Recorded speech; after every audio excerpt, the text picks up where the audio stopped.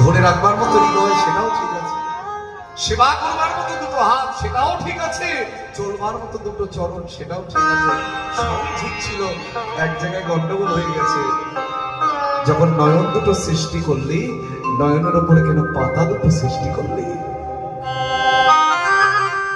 এই নয়নের উপরে যদি পলক দুটো না থাকতো, আমি আর মায়া ঘুমে ঘুমাই থাকতে পারতাম না। তাই বিধি নিয়ে কে দিতে বললো তোকে? নয়নে আমার বিধি কেন পলক দিয়েছে? নয়নে